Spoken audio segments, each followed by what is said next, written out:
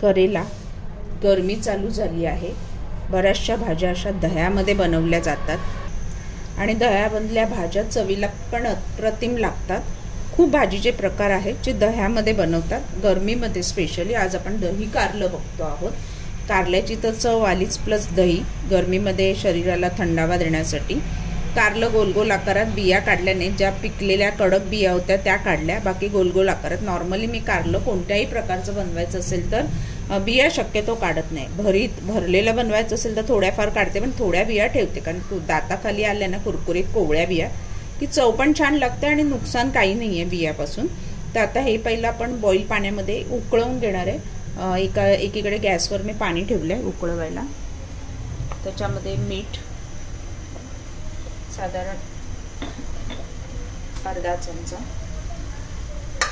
आणि कारली आपली 2 ते 3 मिनिटं बॉईल करून घेणार आहे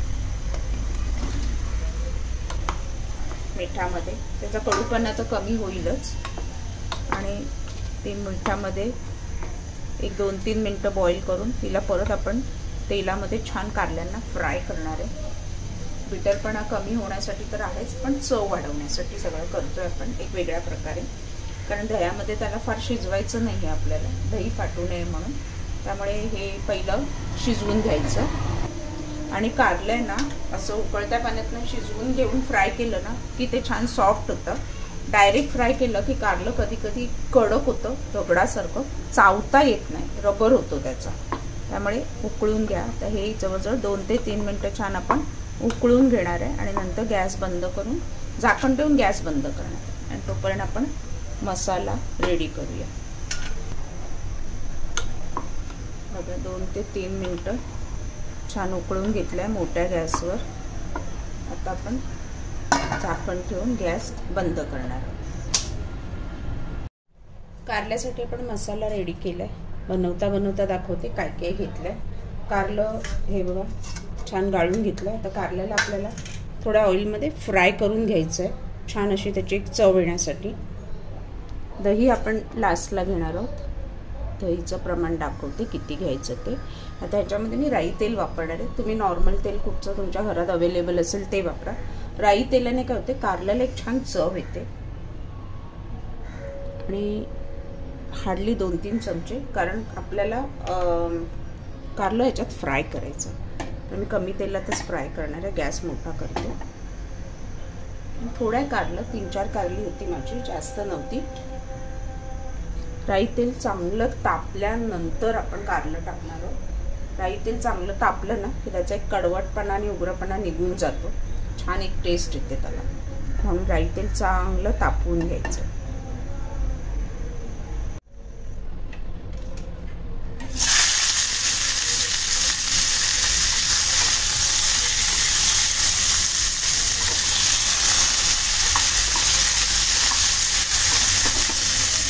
छान झाला.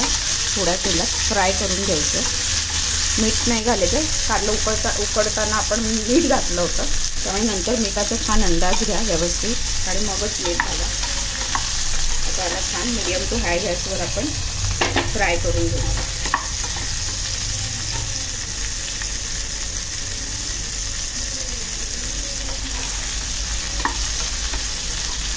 चांगला रंग बदलेपर्यंत फ्राय झालं पाहिजे.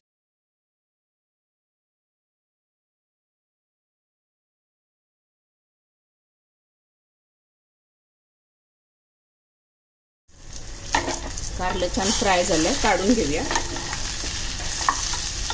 डीप फ्राय नाही केलं कारण तेल खूप मग जाणार त्याच्यामध्ये, त्यामुळे नुसतं थोडं तेलामध्ये फ्राय करून घेतलं. फोडणीसाठी साधारण 1 चमचा राई तेल. थोडा पॅन वाकडं करते, तेल कमी घातलं म्हणून. जिरं अर्धा चमचा,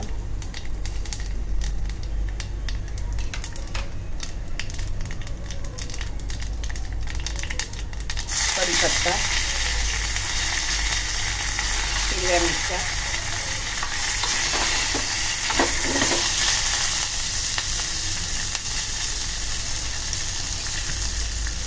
आलं आलं लसूण पेस्ट 1 चमचा,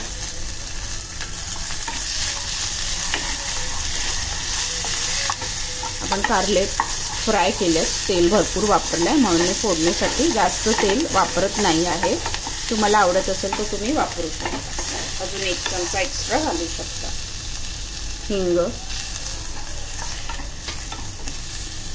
हिंग पाव चमचा, 1 चमचा मालवणी मसाला, पाव चमचा काश्मीरी मिरची पावडर, पाव चमचा हळद, अर्धा चमचा धना पावडर, थोडं तेल कमी आहे, अगदी 1 चमचा,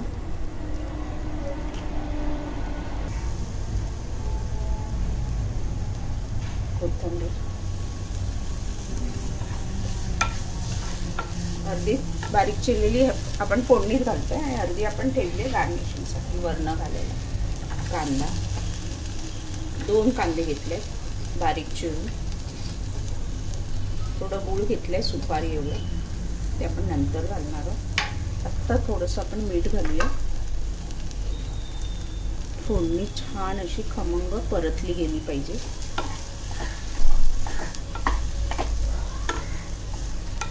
कांदा आता छान नरम होईपर्यंत परतला गेला पाहिजे.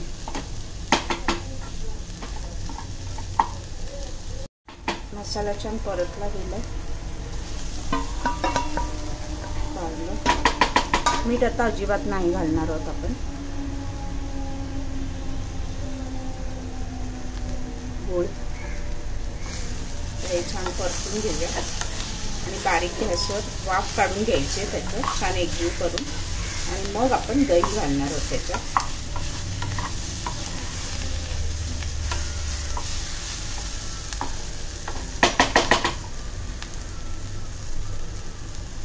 बारीक गॅसवर छान वाफ 2 ते 3 मिनिटं, 5 मिनिटं वाफेवर आपण शिजवून घेतलं आहे.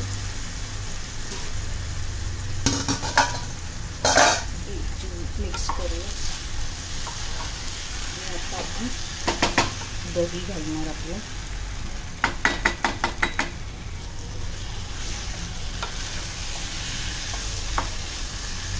थोडं पाणी,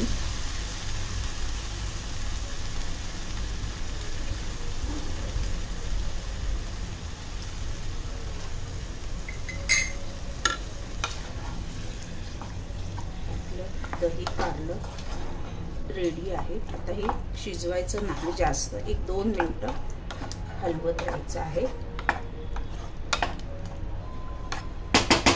मस्त करून बघा.